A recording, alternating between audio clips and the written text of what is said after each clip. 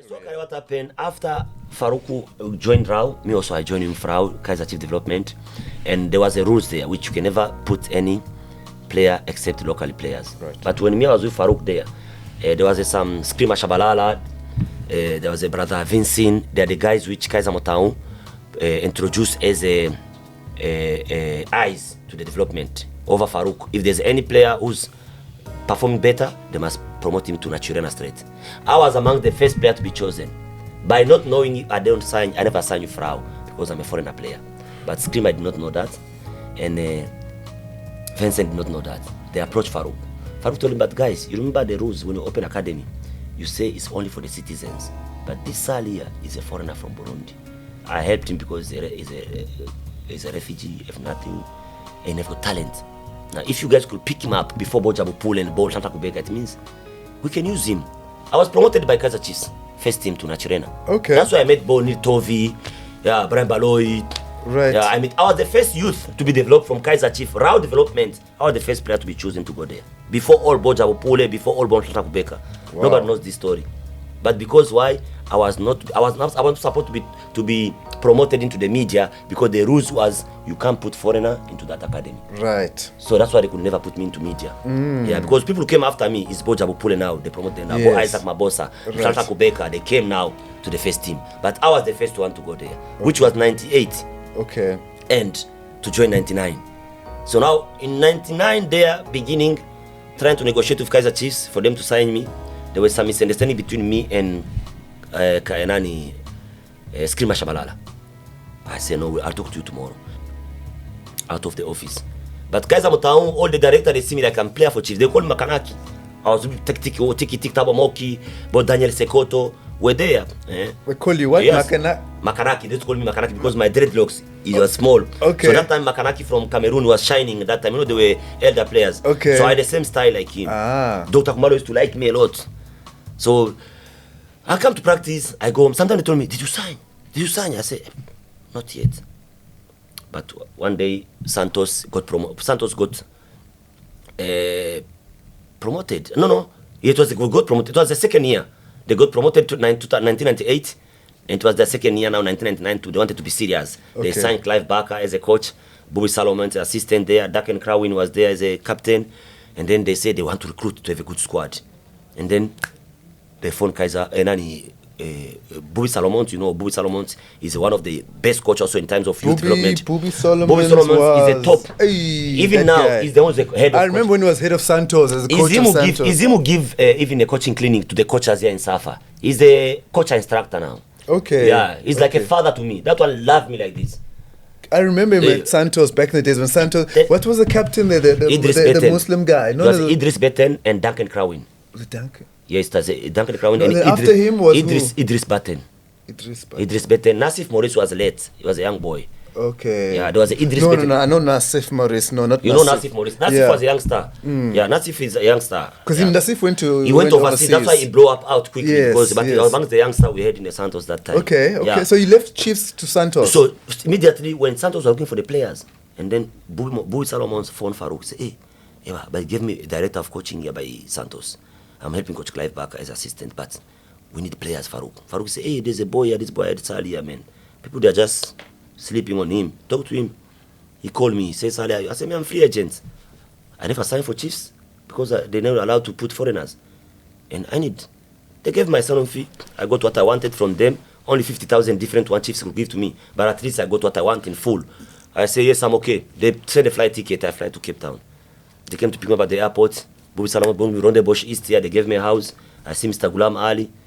I say, no, don't talk to me. Talk to my representative. Who was that at the time? It's my Farouk Khan. Yeah. Okay, so he was your manager, basically. To me, it was like that's a father for me until today when it comes to football. Since I put my foot in Johannesburg, people put me in football. Farouk was a man. Okay, near my life from me and him from Transnet to Rao until from Emek Itenge's hands until today. So Farouk, when he sent me down here, they accept. Farouk said to them, no man, I'm involved Chiefs here. I can't negotiate on behalf of the player. Talk to Saleh as you say. I said, no coach, I want the witness. I'll do everything for myself, but I need a witness because this guy, I don't trust him.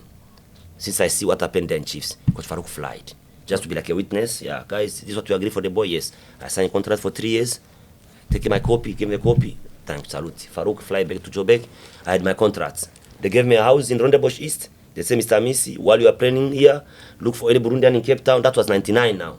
Look for any player going to get here, or any Burundian, see if can help you to look for the house where you want. Yeah, and I choose Kenilworth until today. So I joined Santos from 99. And listen to this. My first game with Santos, it was a Rothmans Cup versus Tembisa Classic. All Kaiser Chiefs was there to come and watch us because they hear that boy Saleh Amisi went to Santos, but they did not know how did I go there. When they came to watch me, they confirmed, yes, it's him. There was a fight there by Kaiser Chiefs.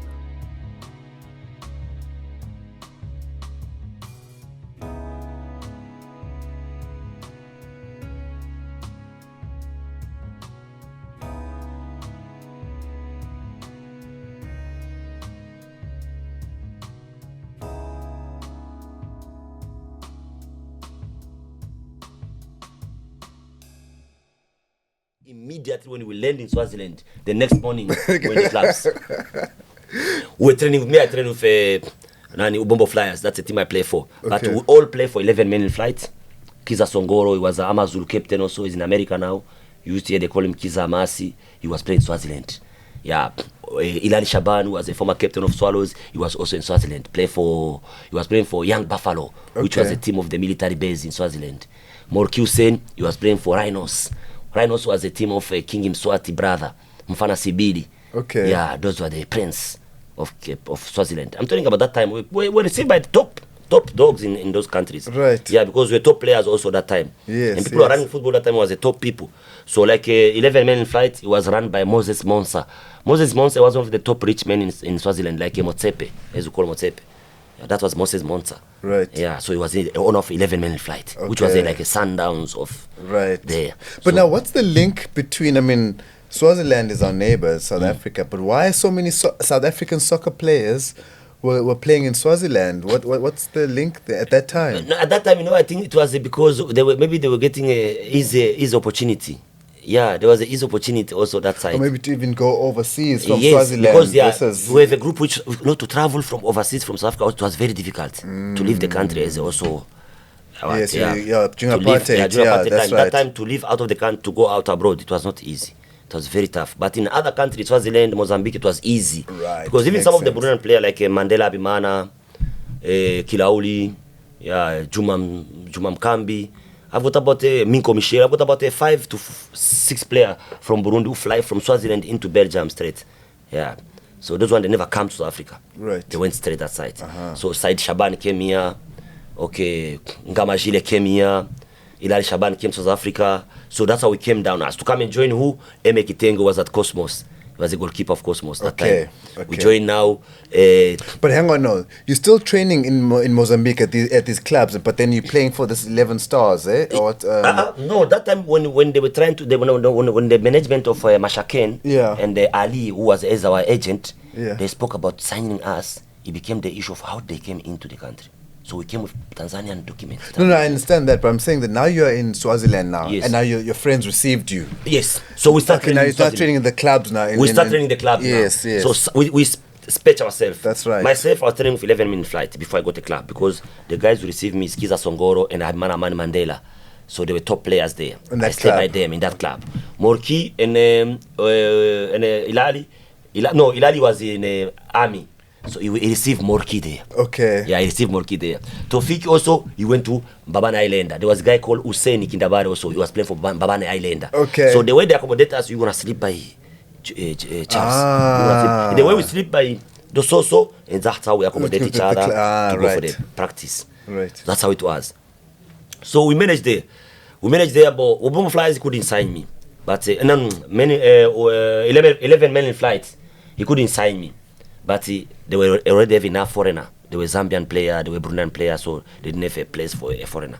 But now, Ubombo Flyers, which is a sugar cane company, which is in Swaziland, the club, they signed me. And I became the player for them now. I find out a Zambian player there. So they signed me from 11-minute flight because as I trained there, there's some rumor going, hey, there's a new player there, but he doesn't have a club. So Moses Monsa is a good guy. He admired those foreigners, what they're doing to him. He spoke to the boss of Bombo Fly. I've got another foreigner as a good player, can help you. He sent me there. Okay. I signed for Bombo. That's how Bombo Flyers, he became one of the team which I joined in 1995. Yeah. 1995, I put Bombo Flyers in my CV as a team which I started playing now officially. Right, so I signed there, I got a house, I got salary, and also Bombo Orchid, they got accommodated there. So we all like set, okay. We phoned Ali Hassan. We say, Ali, we are sorry, but we would love you to come and visit us. We have something we owe you. Any day, anytime we have a chance, come and visit us in Swaziland. We found that it's better because that issue of coming back there, it was difficult, man. He said, it's okay, guys. I'm happy to see you guys. You found yourself. And he did come to visit us in Swaziland after 1 year. Well, after maybe 1 month or 2 months, he came to visit us. Oh, fantastic. Yes. Okay. So me, I played there only 6 months. It was the second round up to the end of the season. And I see, no, man. There's friends of mine went to Emek Itengi was close to me because we're in the national team. So I could communicate with him every time. Said Shabani, he was my captain of Inter FC. When we signed Inter FC, when they promote us, him was the captain. Okay. So them, they ran away because they realized they saw they were elder, experienced player. So they could see the tension of the war before us. So that's why they went early before us. But we, because we're still excited to be in the Premier League, so we hang around at home. So they, young boy, you are here. I mean, come. What are you doing now? Hey, I came to look for life. So that we leave Swaziland after 6 months. All of us to look for the better. We already get a newspaper from Swaziland, Saleh Amisi. I said, no, this is a CV already. I'll show it in South Africa. They'll understand. But while I came to South Africa, I jumped the border. Right. I jumped the border. So, okay. You left Swaziland after 6 months. After 6 months. Playing as a Burundian. Right. With Burundian passport, have a visa. But now, how am I going to get South African visa? It was not easy. If you apply South African visa at that time, it was not easy for you to get it. And that time the offices was a lot of things they'll ask you. I can't introduce. I don't have a bank account in Swaziland first. We are getting paid cash. Because as a refugee also, taking you like I'm from the Burundi and there's a war. But we make money. From there I say, here there's nothing. How I'm not doing here. They say, Mr. Miss, there's no way here. We come to South Africa, that's where they pay good. And there's opportunity to go to overseas here. Hey, when we hear that, I'm telling you, we claim the mountain. There's a mountain in Swaziland. When you claim that mountain from Ubombo, when you just reach on top of the mountain, you are in South Africa. You are in a place where they call Mangusi. You come out in Mangusi. Is that on the KZN side? Yeah. Right. I came from there. Site of Mzimkulu, something like that. When I'm top like this, I see the roads. Little bit of police there with us. Where you guys come from with these bags? We still come from Swaziland. Who are you? We are refugees. Because we knew in South Africa, they are receiving refugees. Okay. Because then the police, what they did, they saw us standing there and they say, you guys, you must come from over the border there. We say, yes, there's nothing we can lie, sir. We come from that side. We're in Swaziland, but as a refugee, we don't have any way to go. Yeah, so we decided to come to South Africa for safety. Yeah, because we're from Burundi. Okay, it's not they put us in the transport. They took us on the other side of the road where it's safe. From where you go, that place they knew because they're patrolling. If they just see someone come from there with a small bag, they know. Okay, so you guys are not the first ones. No, we're not the first one. We knew about that, and then they pick us out. They took us to the camp. There's a camp there for the army, and then they put us in that camp there, and then the captain of the camp came, and then they introduced him to us. We're so many people. I came find about other 12 people from different places, from Congo, from where. As a group. As a group now. They took us there one time because I think that time police couldn't have anything to do. That the soldiers who could understand those situations, like as you say, because that time many soldiers, African soldiers, they were involved outside. They knew about that story. Yes. So police, they couldn't know about that story. Explain to them about where you're coming from. They couldn't know. That soldier captain, he came. He speaks Swahili, he speaks Lingala, he speaks French, he speaks all the language. And that soldier asked us, interview us, where from this? We're from Angola. Where from Burundi? So what you guys, okay, all of you guys come from the whole country. I know. Which side of Burundi? They interview us there in the camp. And then they brought a car, like those, the back, like this back for the correction service. Oh, with the grill and all that on the side. Yes, Right. they kept a phone somewhere and they brought that car. He said, transport these people, take them to Durban, downtown CBD. He said to us, all of you guys, tomorrow morning, you must be at the immigration in Durban. You must go and report yourself. So they gave us small papers to show if they are aware of us. Okay, Captain at the right, camp. Yeah, right. because we must show which point of entry. I thought yes. it was nice, man. There was no, yeah, we came with those papers. When we get to Durban, that driver just tell us, hey, this is Durban. He dropped us by corner of West Street and Simi Street. He said, this time is late, immigration is closed. So I have no time. This place is safe. You guys must stay here. Immigration is not far. You ask people, they'll show you down there. That big house, that's where immigration is. We say, this guy, he said, that's a refugee immigration. We say, no, guys, let's just go and stand there by that place, by refugee place. We soak ourselves. That's the first time I stay outside in my life. From day to night and day, another morning. Sitting down outside, and yeah. just outside. Yes. With How the- did you feel I was corner at of that Smith time? Street and West Street. I feel very frustrated because why? My mother doesn't know where I am now. About a week, 2 weeks, they never called them. They don't know what's going on. This guy, where is he? But we are traveling, trying to hustle again.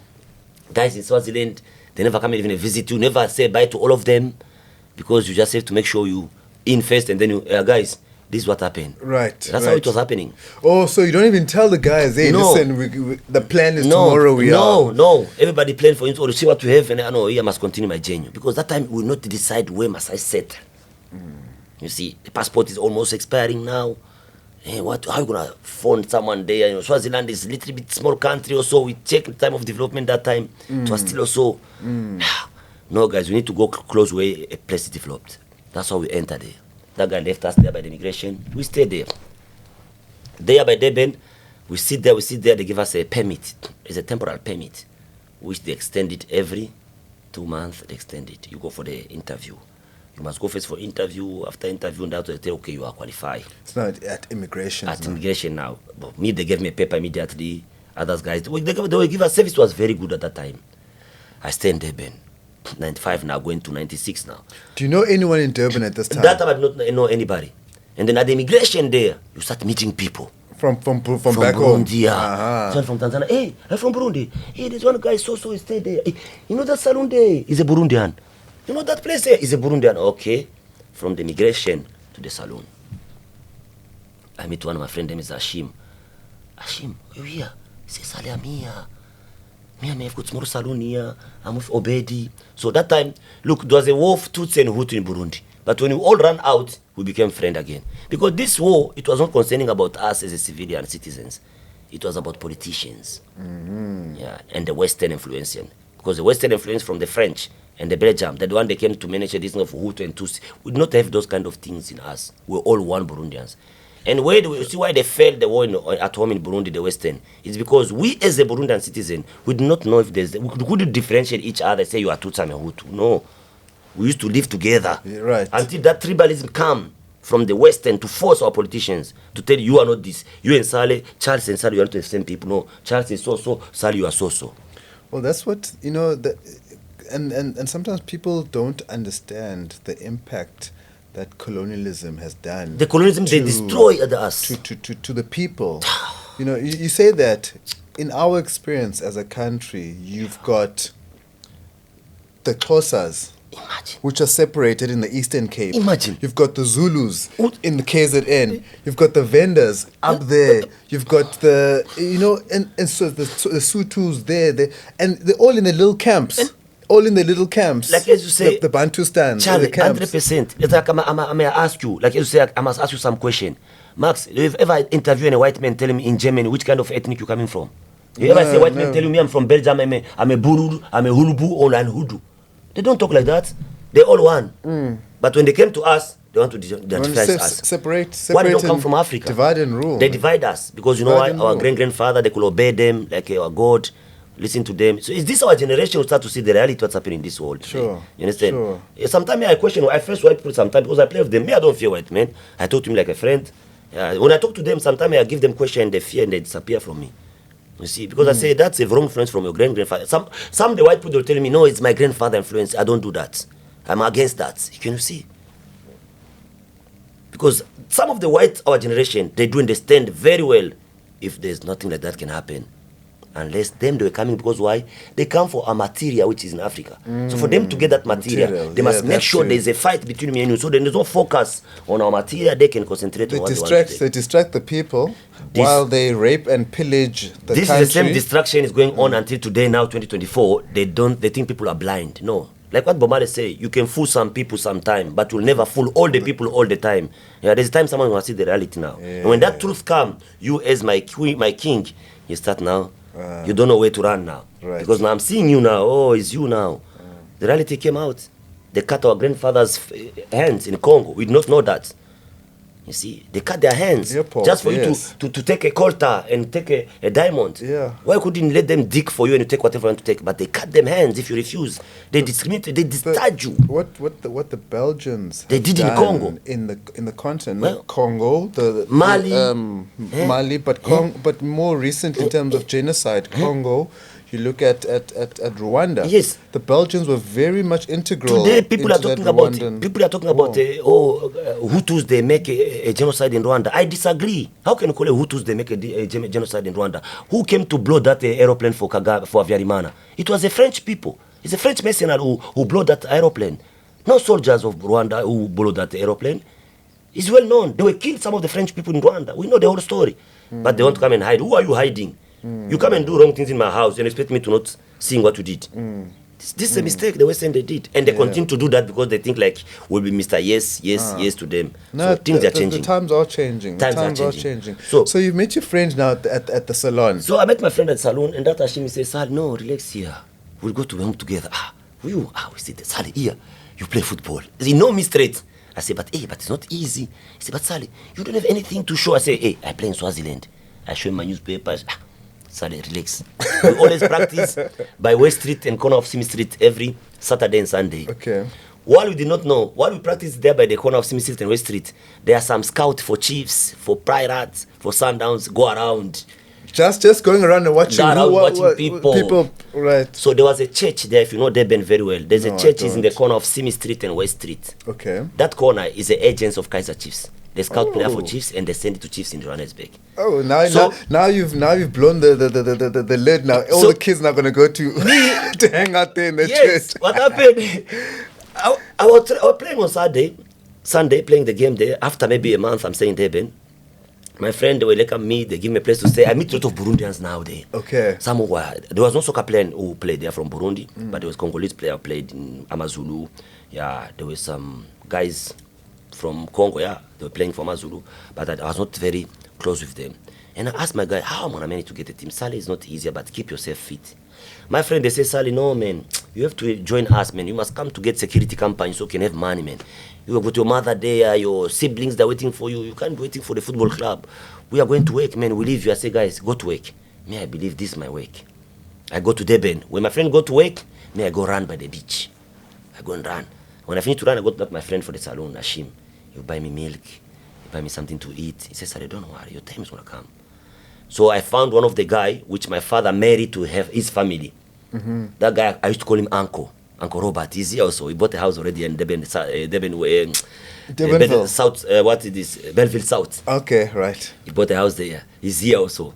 I met him in Durban. I said, Uncle, you are here? I said, Saleh, I heard about you. I said, yes, I'm here. Where are you staying? I said, I'm by Hashim. He said, no.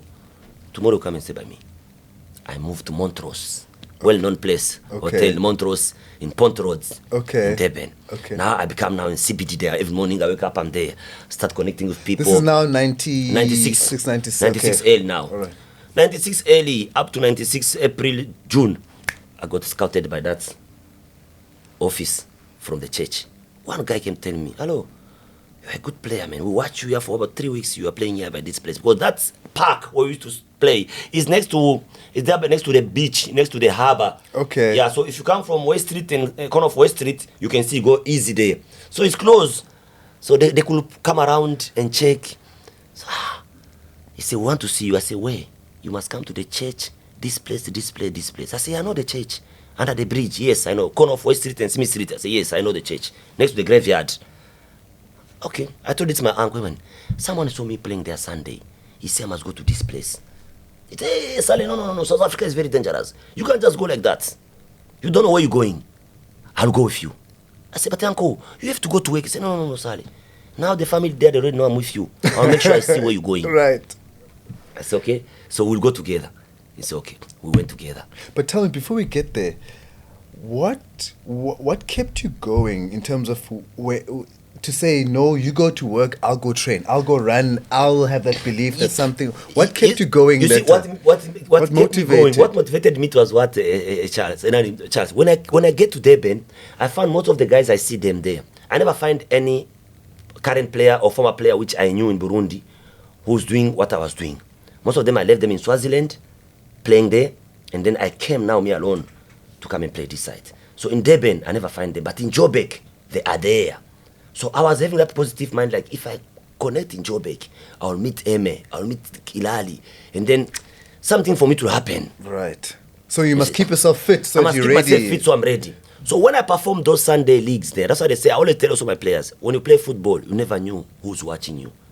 Even you play on the street, do your best, because you don't know who's watching you. Right. In anything you know, do better. I just perform. I perform. When I play Sunday there, everybody's happy with me. That guy saw me, this Zulu guy. He went to report by the office there by Chiefs. They came to look for me, right the next week. And that's how they took me. I went with my uncle now that other day, when they call him, must go to the office. Yes. I went with my uncle there. I see him. Because what kept me, I was so positive. I could go to the beach to practice. I know they're waking all of them. I'll get food. I'll get something to drink. I can't struggle because they're all my friends. And to me to them, it's like they're seeing a role model. They're seeing L'Oreal, right. Golden L'Oreal. They're seeing a star. But this star is still looking for his way. So some they try to tell me, Coach Saleh, Brother Saleh, we don't want you to struggle, man. Just try to make something so we can make money. I say, no, I'll do it. But if things not going as I want, let me first make a plan. Okay, no problem, Saleh. We're going to support you, Brother Saleh. Pass my salon, I'll give you something. Hey, come to my work there, you know? Nice. So I become like that. I survive through their hands. That's why I'm more with my people. You see me, I'm almost five. I'm not that star who stay away from my people. Those boys, they know me. I'm very... Nobody's my friend, that Clement. They know. How did I meet you? That's how I met you. I have to put myself low Yeah. to those people because they're the one they made it me. They feed me, they supported me. The moment I went there with my brother, Jumba Roberts, he heard those people, they say, we'll take your cousin, your nephew, to Joburg. But you hold us responsible if we don't find him. We send him to Kaiser Chiefs. We are the agent of Kaiser Chiefs. And it's true, they have the office, Kaiser Chiefs, everything. And they phone who? They phone... The big man, they phone, Kaiser. They phone Raida Mufukeng, we passed away. You know Raida Mufukeng? I've heard of him. I don't know. Raida Mufukeng was one of the best players in this country. That old man, Raida Mufukeng, I don't know if he's still alive, but I did hear but he passed away, man. I've heard of him. I've definitely heard of him. Because he was doing development. Yes, Yes, development. He was one of the best Chiefs. person. That guy, they found Raida Mufukeng and other guys. I don't know what is his name. They said they must come and pick me up in Wanderers. Those guys, they pay a ticket for me with the bus to move from Durban, Intercape, into Joburg. I don't know nobody in Joburg. I don't know if those people going to receive me. But all of a sudden, I just see a family came and they picked me up there by the rank. They say, we'll take you to Kaiser Chiefs. You understand? This is Raida now, Raida Mufukeng now. Raida came to look for me, Raida couldn't find me.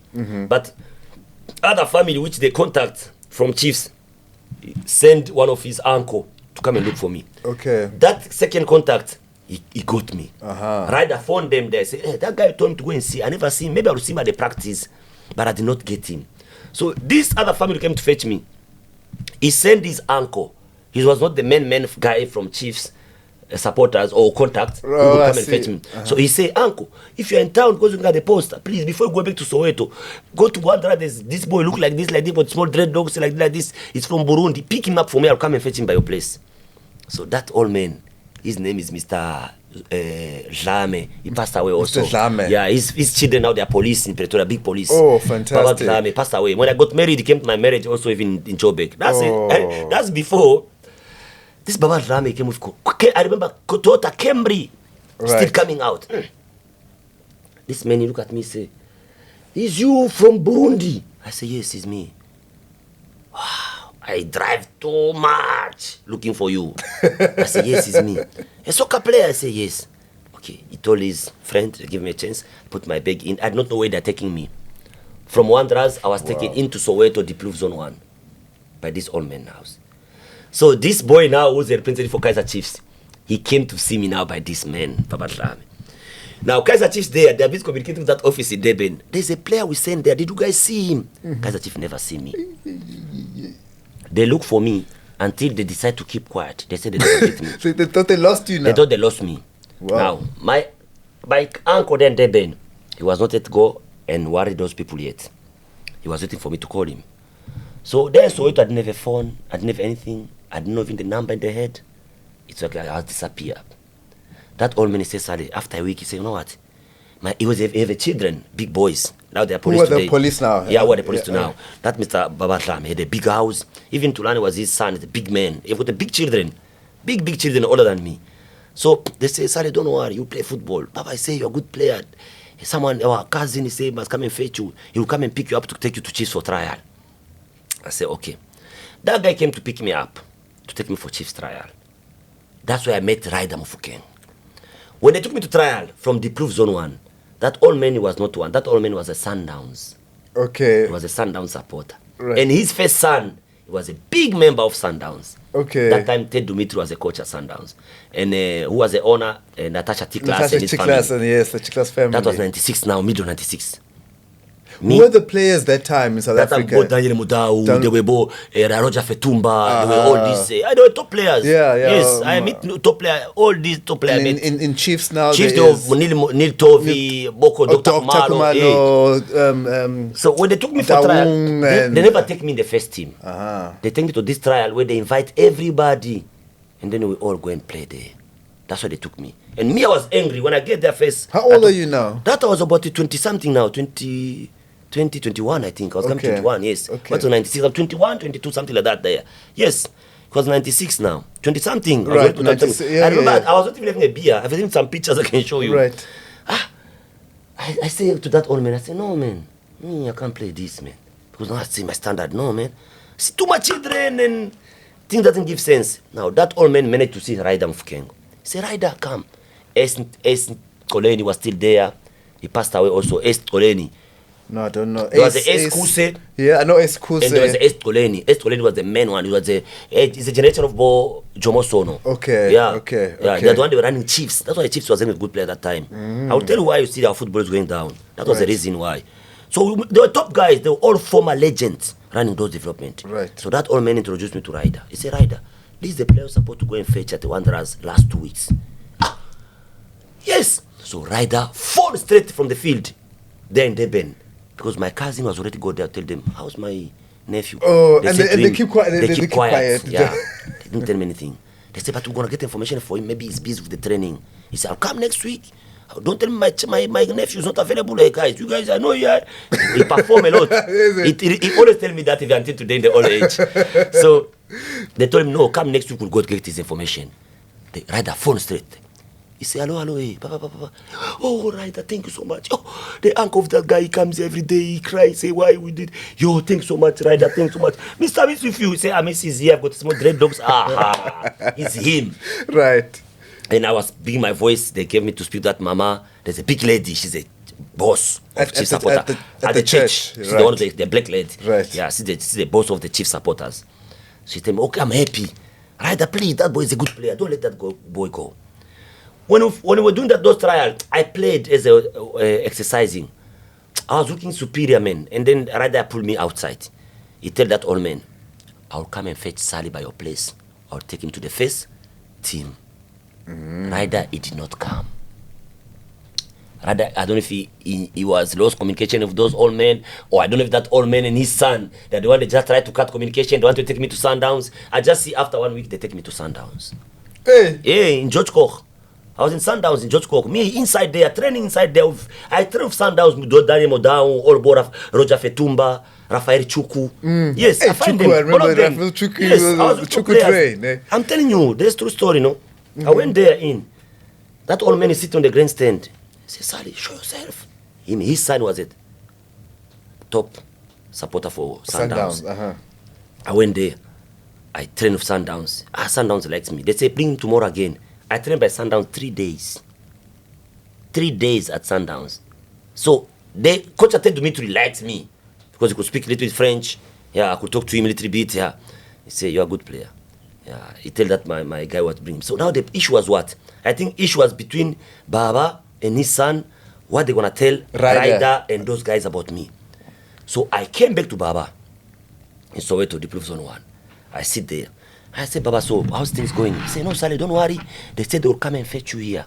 I said, "Sure." He said, "Yes." I said, "Okay." I wait. I train with my sons. I do my own home training. I said 2 months. I said, "Baba, no. This is too 2 much." months? 2 months. I'm saying there now. I'm So, not doing... so last time you trained was with Sundowns. Sundowns. So it was 3 days. Now it's 3 days. And then it's quiet now for 2 it's months. quiet for 2 months. Hey. I said, "Baba, you know what? I'm getting stressed. But you know what? Do me a favor, Baba. Take me to where Cosmos train. I want to go and see Eme Kitenge." Baba, he used to like me. He said, "I want you to play football, Saleh. Hey, I work in town. I know where Jomo Cosmos train. I'll take you there." Baba took me to Jomo Cosmos. They were training in Rosettenville. He took me there. I met Eme. Eme see me, happy. Eme tell Baba, can you do me a favor? Can you let Saleh come and stay with me in that town? Because if he's in downtown, I'll get a team for him. But if you there, it will be difficult. I can't afford to come to Soweto. I'm staying in your ville. It's too far. Baba say, "Eme, if you can look after him, no problem. I'll bring Saleh tomorrow with all his kids." Eme say, "Baba, thank you so much." Listen, that was my first, I mean, a meeting a Burundian who was in the industry which I'm doing. In the national team. Who I look at me like this, I say, his wife also, she was here, and she's from Burundi. He was playing here before us, because when Cosmos play against Prince Louis eliminate Cosmos in the Champions Club. That's when Jomo Sono recruit them. It was Eme Kitenge and Majidi. They were playing for Eme. They were playing for Cosmos here. No, but when you recruit them, they were playing they play for Burundi, Prince Louis. And then they play against Jomo Cosmos in the club champions. That's how Jomo see them. Jomo recruit them. So they came here in 93 before us. Jomo's good. Jomo. That's the father. That's the father of football, man, this time. He's the father of football. If we could have two Jomo Sono to motivate South African players, today we could have another players. We don't have even one player playing abroad now. Only one Tao is playing in Egypt. Other small boy I don't is playing way in overseas. Recently they won in Romania. They won the league. You know why? We have no any more scouts who can take our players abroad. That style of development is no longer there. Jomo was very sharp. Jomo, you could run a club, you could run development. Through that development, sending the players abroad. Who gave all boy Mark Fishy? Who sent them to overseas? That's what I'm saying. All these guys that come from Jomo Cosmos, a lot of the guys. Some of the club you play in for Super Sport or Swallows. If you want to go to overseas, you must connect to Jomo. See, so that's because he's got the contacts. He knows the people up there. We have to upgrade and update our talents. You understand? You can't just keep them locally. To get that different, it's nice. Yes, exposure, different competition, and different ways of practicing and playing. So now you're at Cosmos, and now right? No, at Cosmos I meet Eme, talk to him. Eme introduced me to Jomo. Jomo said, "It's my next player, this one."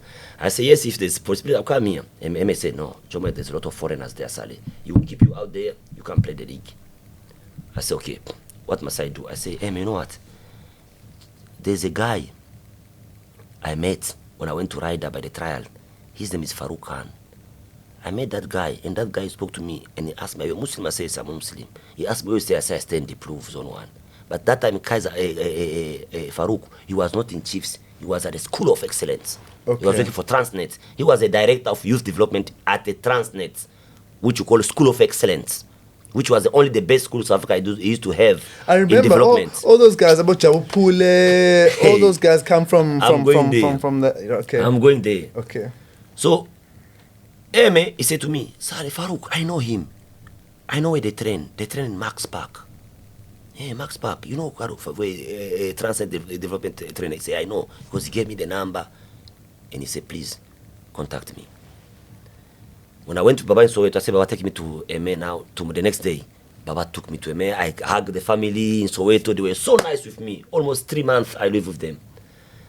I said, "Baba, And you live with them. They're not charging you anything. After free, we eat same eat, table. everything. Papa, same table. That Fantastic. time I never knew. I don't even these things for xenophobia where we come from. Fantastic. I don't know. I was playing this Soweto tournament. This This small little Mapesha. tournaments, yeah, You know about Mapesha? on the ground, on I the had to play hard ground. Mapesha. I can't see. They call it about the league is off. We play both tiki, botabomoki in White City. Those tournaments you hear for the all ex-professional. They come there. We play. Okay. When it's off season. Right. I play all those tournaments.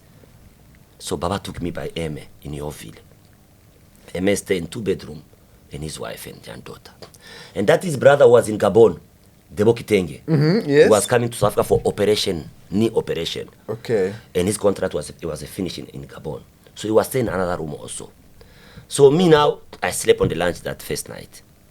And the second night, I said, no, Eme, take me to Farouk. Eme says, Saleh, don't worry, we are training today. I want to ask for permission by Jomo so I can take to Farouk so we can talk to him and I can introduce you so I don't want you to get lost here. Joe Beck is dangerous. I said, okay. I went to practice. When he came back, he said, Saleh, come in the car. When the Monza, old Monza, Opel Monza. yeah. That was nice color, like Right, a blue purple color. one, like that this one, one, really? yeah. Nice music.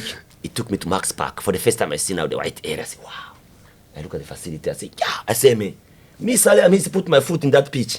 Needs to put your foot I in. said, they'll never let me go out of here. If they allowed me to go in that pitch, this facility I'm seeing, so now I'm seeing the beautiful facilities. I say, Max Park. That time you remember the facilities still out No, of good. Yeah, 96, well Barbara. taken care of. Plus, I look at the grass, it's smelling. I say, yeah, I'll play football. MF phone Farouk. Farouk came.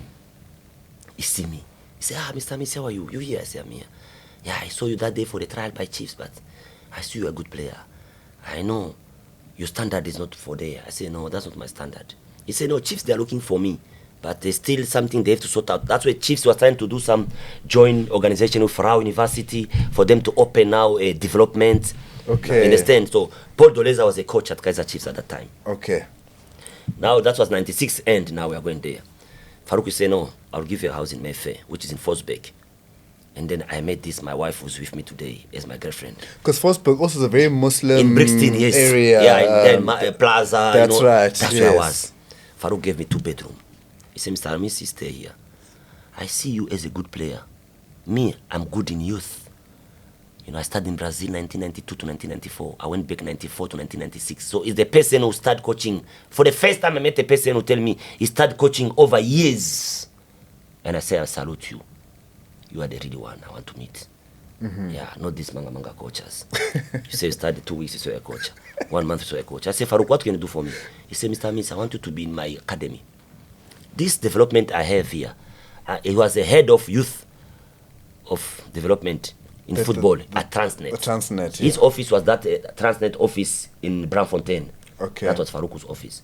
So he used to take me there with him, tell me about the football issue. He said, Saleh, I can't let you stay inside the school because this school is sponsored by the government. Transnet is government. So they don't ask how to support foreigner players. We have to support local players. But as Muslim and a human being, to see a talent like you and just let it go like this, Sure. I'll do something for you. You'll stay by my house. So I stay by his house, but when you go to practice, I go with him to go and train by Transnet, there by Max Park. But now that's why I met Stephen Pinar. That's why I see Bodalen Shepati, who's a coach at their Chiefs. Right. Stephen Pinar, who's our top player today, hero, the legends. I met some of them, they passed away, best players we lost during the way there. There were a lot of players come from School of Excellence. I bet also Lecolea was there also. Steve. Farouk told me, you are old, but you boy. But from there, when he never take him, he went to Pirate immediately. Yeah, right. Yeah. No man, Farouk says, Saleh, you know, yeah, you are old, but I don't want you to tackle a lot of these boys. But what you want to be doing for me? Because School of Excellence, when they come to Max Park, they've got a 1, 2, 3, we have a 4 pitch. So those 4 pitch, we use them for practice. Under 15, under 17, and under 20. Right. So Farouk used to be ahead of everything. So they put me in under 20 to play with the senior players. But when it comes to warm up, I'm the one who'll warm up all the groups because I was the elder one. So introduce me to the team. He said, but these guys will be training with us, but I'll be using him sometime. But I can tell the coaches to focus to the youth. Me, I'll be dealing with this one. Sometime when you practice now, 11 versus 11, you'll use me on the other big side to give them some directions. So I play. That's how I keep myself fit. Okay. Until the day when School of Excellence became a little bit weak now. Transnet pull out. the players, some of the players, they move out of that place where they were staying, that site on their houses for Transnet. So Farouk was recruited now by Kaiser Chiefs and Rao. They wanted Farouk, they wanted that head because Farouk was a top in terms of developing. And he's got experience from development from the Transnet. Yes. That's where now most of the players from Transnet School of Excellence, they start going. Some they went to Super Sports, some they came to Ajax Cape Town. That's both Steven Pienaar, Darlene Shepati, and who? This boy, Sean Potiter.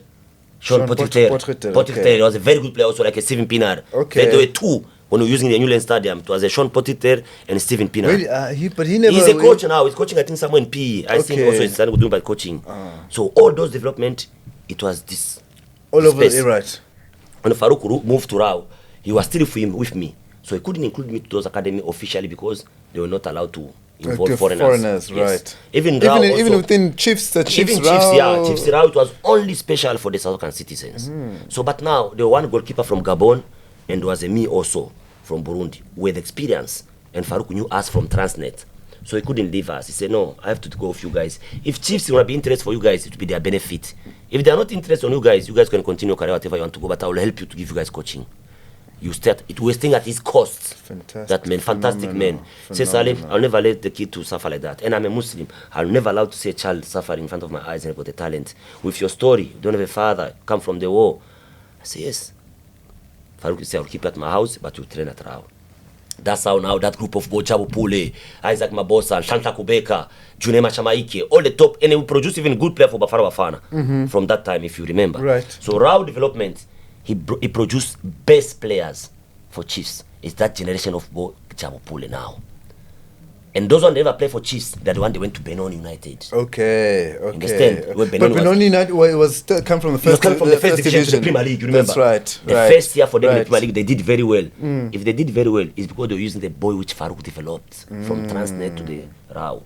So people they don't know about Farouk, but it's a guy who produced and he play a big role behind a lot of youngsters in this country. No. If you really know your development soccer, South African history development, Farouk Khan is at the center of that. When he went to Chiefs, Rao, they listened to him, Kaiser Chiefs. He brought that style of beautiful setup of development from the youth to the elders, from under 10 to the under 20.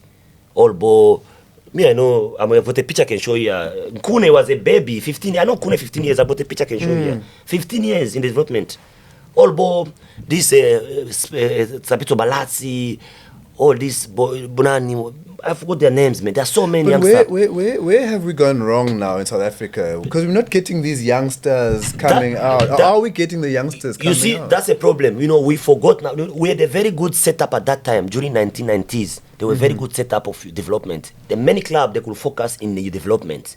You understand? But now, since Rao and Chiefs went down, all other teams, even Pirates, they could never focus. It was like it's a competition style. If you're doing, I'm doing also. But wouldn't you argue and say this MDC is development? What's the MDC? Yes, you see, this MDC is that also the same as the Matipe? That's how I would say. You see, when after the Rao development went off, and then they closed also the interprovincial tournament. Because that time in South Africa, there used to be SAFA used to do something called interprovincial tournament.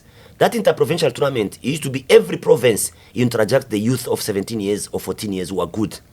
And you host that tournament maybe in Durban or maybe in PE or in Joburg. And then from there, we select a good under 20 player, good under 17 players, and good under 23 players. You can get them from that tournament. Right. So they when Transnet went out, because it's Transnet, he used to sponsor all that. And that was the time when Farouk was there. Okay. You see, which was called interprovincial tournament. Right. I witnessed that. So that one used to bring a lot of development, good players from the roots. Right. And then obviously they go into the School of Excellence. Now they're in a structured environment. And then they produce them. Yeah. So when Transnet closed, many coaches will tell you, when the Transnet School of Excellence closed, yes, it was only one in the country, but it could produce players. Many things. Because why? Who produce players? Is that intelligence of those coaches. So we lose those coaches. Number one, first the head man master Farouk went to Chiefs, and when he went to Chiefs, Rao Development became the biggest academy in the world. You hear about Rao, Chiefs Rao University. They produce best player. That's when our generation of Bochabu Pule, Tanta Kubeka, Isaac Mabosa, Shoes Rufus Makoti, all those players were coming from that generation. So the problem we have now is because why? We are no longer focusing in development.